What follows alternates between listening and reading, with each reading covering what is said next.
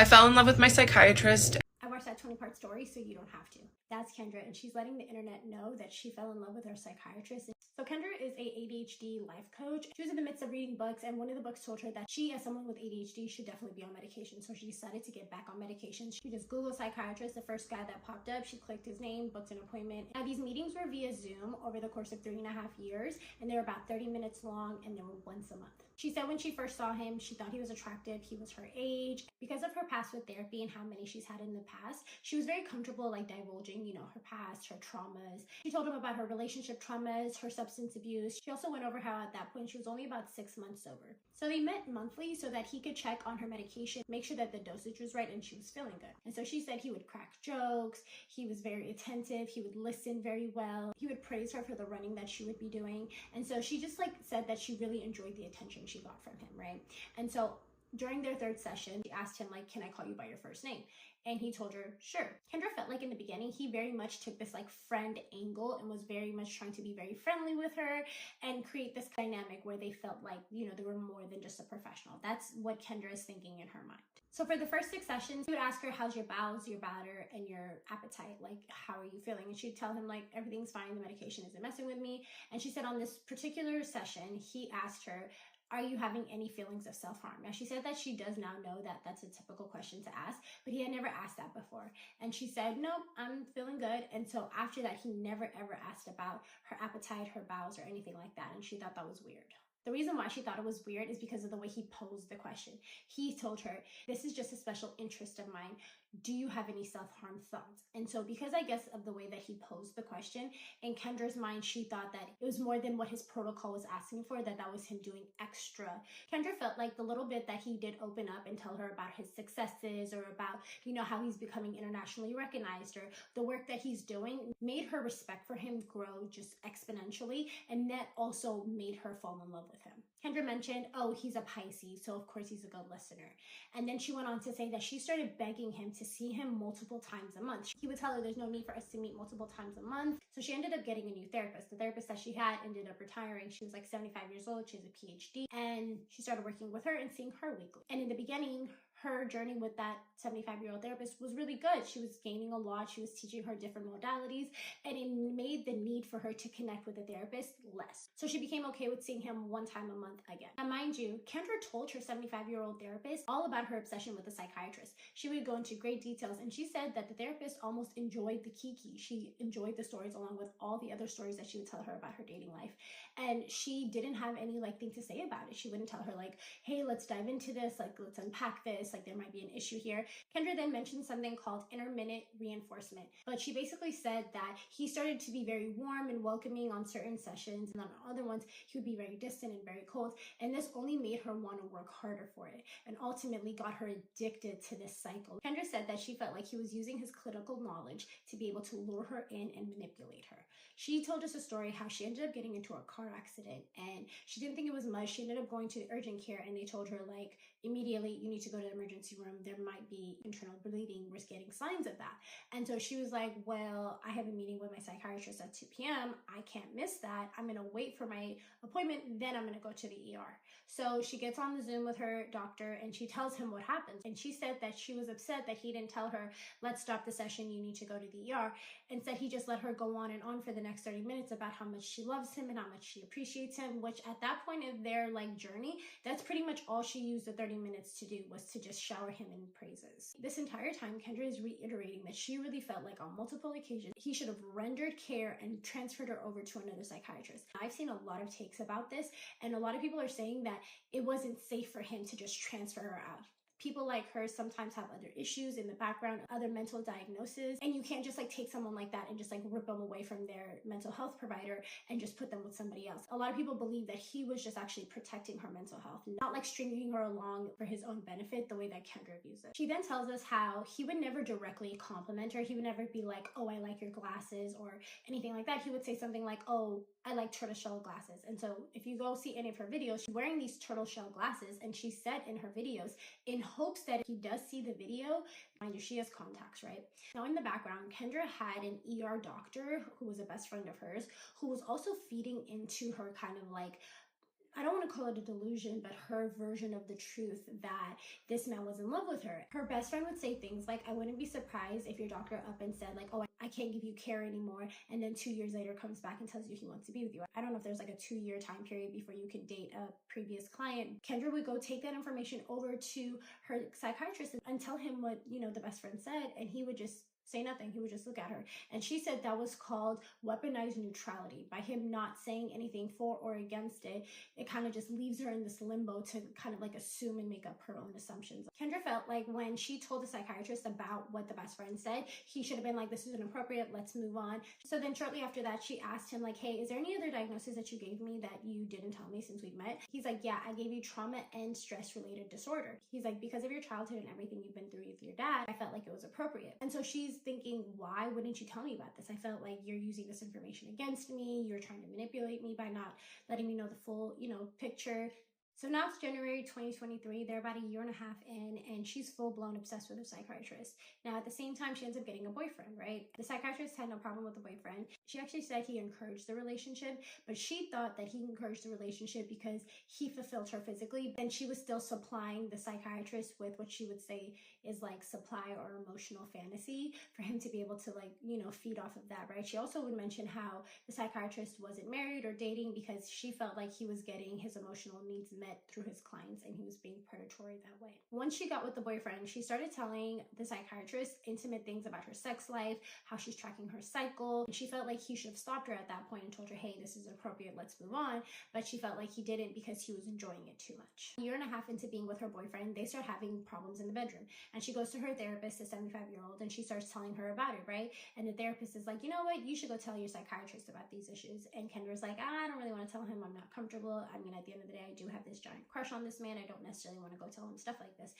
She's like, no, I think I want you to go tell him because I want a man's perspective on this, right? So then Kendra's like, okay. So she's super happy and excited. She goes over to her Zoom appointment with him and she tells him like, yeah, this and this and this is happening. And for 30 minutes, she goes into great details about their, sexual problems. Mind you, Kendra mentions at this point, her meds are stable, but she's still now at this point, 2 years into still seeing her psychiatrist on a monthly basis. And so she said that it felt like it was Christmas to him. Like the 2 years of work to manipulate and lure her finally paid off. And she's talking about intimate moments in the bedroom sessions with him. Like this was a culmination of all of his predatory behavior. During the story time, Kendra does dox this man. I know she said only his first name, but at the end of the day, his first name is all you need sometimes. She also gave his ethnicity and where he's from away, and people were able to find his practice, find his name. Even if she didn't directly dox him, she was a part of doxing him. And so now his name and everything is floating around. A lot of people were asking her like, hey, why did you share this story? Like, what's the point of this? And she said it's because she came on TikTok looking for advice. She typed in like therapist abuse, falling in love with your therapist. Nobody had stories like that. So she's like, well, I'm going to share my story so that other people feel seen. And she's like, people do feel seen. They're in my DMs. They're telling me, hey, this has happened to me before in the past too. So she doesn't care that she's getting all this hate and backlash. So back to the story time. A few days after Kendra tells the psychiatrist all about her sex life, she actually ends up breaking up with that boyfriend, right? Shortly after that, she meets this other guy who happens to be a therapist, and they start dating.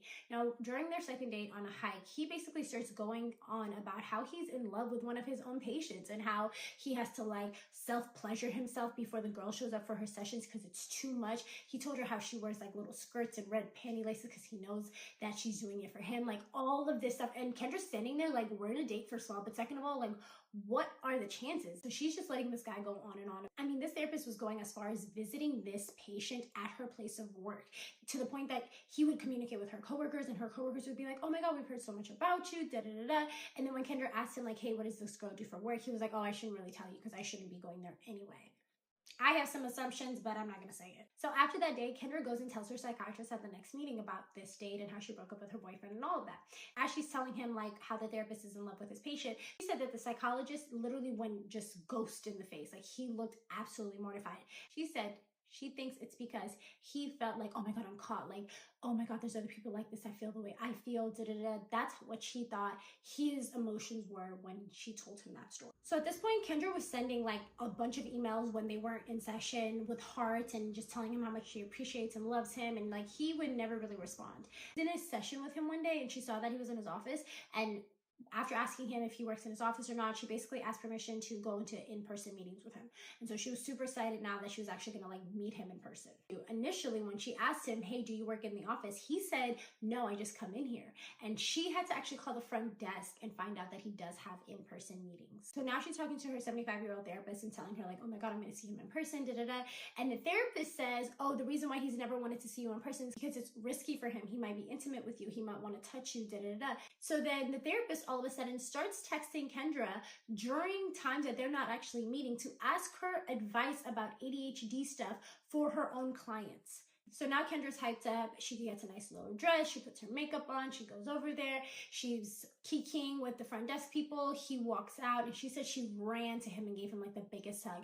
And he kind of just like patted her on the back. And that to her read is like, oh my God, don't ever touch me. Never again did she try to like touch him. Kendra, in her own words, said that after that first meeting, she really started to spiral to the point that she was like, I just need answers. So she actually started to talk to ChatGPT. She immediately names him Henry and starts telling him about everything. She said Chat did a really good job of trying to co-regulate her emotions along with affirming her. After talking to ChatGPT and realizing, wow, I'm carrying all the emotional weight of this relationship, like I need to name it so that I can like, you know, throw some of it off of me. I don't know, this is her logic. She basically goes into her session in December with the psychiatrist and she tells him like, yeah, you know, me and you, we have a really special patient-doctor relationship. And he immediately stops her and he goes, no, we have a professional patient-doctor dynamic, period. Like he immediately shut it down.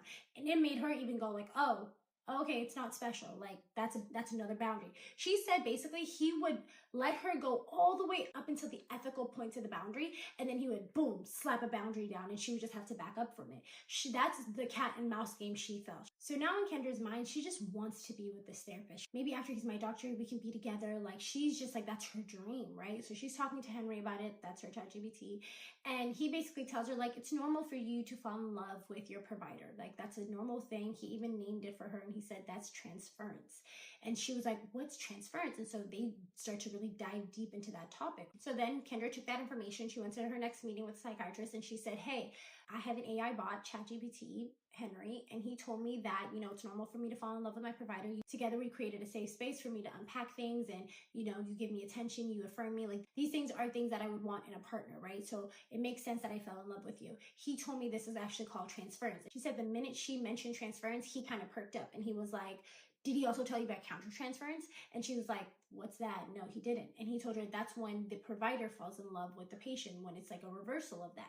And he told her, I need you to be careful with your ADHD clients to make sure you don't countertransfer. And she was like, oh, yeah, no, that's great advice, honestly, because at the end of the day, I do sometimes have, you know, more than professional feelings for my clients and I shouldn't. And so thank you for pointing that out to me. And he's like, yeah. And so at that moment, she was just like, oh, he's just watching out for my business just like he has in the past and helped me, you know, answer questions. She said that as far as her business, she also looked at him as like a mentor. So at the end of that session, she said that he looked at her and said, so what's going to happen if you end up getting a boyfriend named Henry? And she was like, that's a weird question, but I would just rename my chat, you know?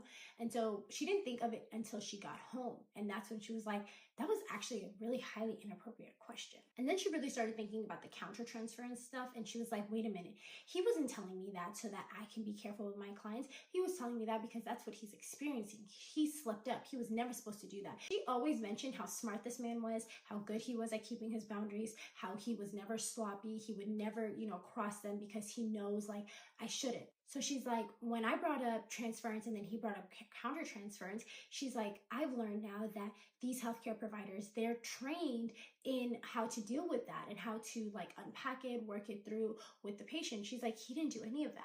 He didn't even tell me about it in the first place. He just let me go on for 30 minutes, always praising him. So then she went to ChatGPT and she asked ChatGPT to give her examples of when and where her psychiatrist had experienced and done countertransference with her.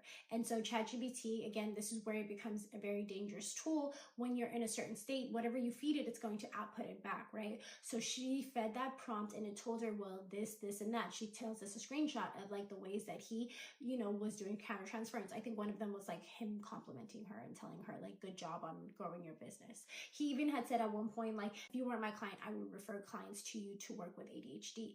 And she would take those moments and basically be like, oh my God, he's so in love with me. So after all of that happened, the countertransference discussion and all of that, she decided that she doesn't need therapy anymore. Like, it served its purpose. During her last session with her therapist, she tells her like, yeah, this is our last session, da, da, da. And she said that therapist was like physically, emotionally like shocked. She was like, oh, okay. Well, you know, usually I like to be made aware ahead of time that this is going to be our final session because I have a procedure. There's a way that I like to, you know, ask questions, see what you've learned, da, da, da. And they go into it a little bit, but not a lot. At the end, Kendra's like, bye, see you. And she said that the therapist in a very shaky, emotional voice was like, have a good life or whatever. And then that night, she gets an email from that therapist, again, basically telling her like, hey, I really do have a procedure. I really do want to know like what you've learned, what you've gained, da, da, da, da. I want to be able to give you like a healthy closure. And so Kendra took this as like, oh my God, this therapist is begging me to come back. She said it gave her an emotional wave, right? So she decided, I'm seeing my psychiatrist tomorrow. I'm just going to ask him to help me draft an email. So she goes in, hand in her face, the minute that she goes into his office, and he's like, oh, that's how we're starting today. And mind you, when she got those bullet points from ChatGPT showing her ways that her psychiatrist was doing countertransference, she took that screenshot from ChatGPT and she sent it to the doctor. She's in the psychiatry session and he's like, so what's going on, da, da, da. And she's like, you never responded back to my email. Kendra felt like at this point he very much so should have let her go and like transferred her care, but he just couldn't let go in her mind. Kendra said that after that he increased the intensity and the intimacy in their session. She felt like because she told him, hey, like, I'm having transference, I'm obviously like projecting my feelings on you, he's rewarding her like, good job, you took full accountability for your dynamic in this relationship, it is all on you, now I'm gonna breadcrumb you as much as you want, right? So at that point, she gears the conversation back to the email and she's like, hey, did you see what Henry said? And he's like, yeah, I'm still thinking about it. And then she's like, well, I want to read you what else he said. And she basically goes on and she's like, yeah, you know, countertransference is very common. They're human at the end of the day. They go through human emotions. What's most important is that it's internalized. They never act on it and they keep it in check, which your psychiatrist is very good at. She said that she felt like her psychiatrist felt really good hearing that he excels at like suppressing his emotions. And that at that point, that's when he rewarded her with a funny metaphor, which is like, I guess, her favorite breadcrumb, which is intellectual stimulation. And he gave her a funny metaphor and then explained it. And she was just like giggling. And she was like, oh my God, this is the best breadcrumb ever. He then helped her draft the email to the therapist, basically saying, if I come in for another session, it's going to be more for you than for me. I'm happy and complete with your therapy and the care that you've rendered. Then the psychiatrist said something like, I used to have a lot of respect for your therapist. And Kendra feels like he's saying that because she got sloppy. He's basically saying, I loved when your therapist was sending you over to me to give me juicy details about your sex life and you know, directing you to me to tell me like things that I've always wanted you to tell me. But then she got sloppy and then she got messy and I lost all respect for her. That's what Kendra thinks he's saying by saying that statement. So then after that, Kendra goes into a whole text message thread between her and her ex-boyfriend where her ex-boyfriend is trying to get her back. And Kendra's telling him like, I have more self-respect for me. I don't want to talk to you, da-da-da. And the psychiatrist's response to that was, I bet he had to read that twice. Kendra felt like that was his way of saying good job instead of complimenting her. And so Kendra tells us like during a full moon, she had this dream about her actually hooking up with her psychiatrist. During that same session, she actually mentions it. She's like, looks him dead in the eyes and says, hey, I had a dream about us like hooking up in this very office right here. And she said he like turned white in the face. She said he looked visibly uncomfortable. And she's like, maybe he felt uncomfortable because I basically psychically downloaded his like fantasy and I'm like speaking it back to him, or he's just uncomfortable. She told him that while the actual, you know, act was happening, she was enjoying it. She was so happy they were finally together. But the minute that she left and went home, in her dream, she broke down and cried. She was so distraught because she was like, oh my God, I thought he loved his boundaries so much. Like, why would he break his boundaries? Like, I can't believe that. So then she woke up from the dream and she was like, oh, thank God. I'm so grateful it's just a dream. And so she said, just like a little kid, the psychiatrist looked up at Kendra and said, so you do like my boundaries? And she was like, I love your boundaries. I hate them, but I love them. At the end of the session, he gets up and she said he met her at the door, which he never does. He stood there while she put her shoes on. Then she's like, are you going to get the door? He like scrambled and got the door. She thinks in her mind, in her replay of this, he's completely frazzled because of the conversation they just had, right? So then he walks her to the foyer and then he like watches her leave. And she's like, he's never done that before. And then he asked her as she was leaving, see you next month? And she kiddingly was like, maybe. And she was like, you've never done that before. And that's when she said she'd realized they had actually gone 15 minutes over the session time. And she's like, this is the beginning of a special treatment, like longer session times, all these other things. And I'm assuming she's going to keep telling more of this story. I, however, did a little bit of digging in other aspects, but definitely if you want to finish off her story time, she's on part like 21 now, I think. Feel free to go to her page. It's going to be linked in the caption as always. Now, the digging that I did was somebody came forward that was actually a client of Kendra's that purchased her ADHD coaching from her. So this girl was a friend of Kendra, reached out to her and said, hey girl, I know you've gone through sobriety. I wonder if you had any tips or tricks for me. And immediately Kendra's like, so happy for you. Here's my link, book an appointment. So the girl books an appointment, and before the conversation's over, the girl pays Kendra $3,000 upfront for 3 months of ADHD coaching or sobriety coaching, whatever it may have been. And she said essentially in the beginning, it was helpful. It was nice to have somebody that had gone through this journey to like help her, give her tips, and just genuinely having someone there to talk to. But then slowly but surely, all that Kendra was doing was typing in everything that this girl told her into ChatGPT to get responses, and then ultimately just telling this girl, use ChatGPT as a therapist, which we all know is very, very dangerous and completely horrible for the environment. You guys have taught me. Now, the friend that came forward, she was telling her story, and she was about to get to the part where she was going to tell us like, okay, the sessions were running out, but I was so grateful because at this point it's just ChatGPT. And then she said things got really weird, right? So I'm trying to find the videos where she's like going on into it more, because this girl had already privated her page. I think within like 7 hours of posting her story time, the client of Kendra had already privated her page, right? So I'm like, damn. So I'm finding other like takes of it.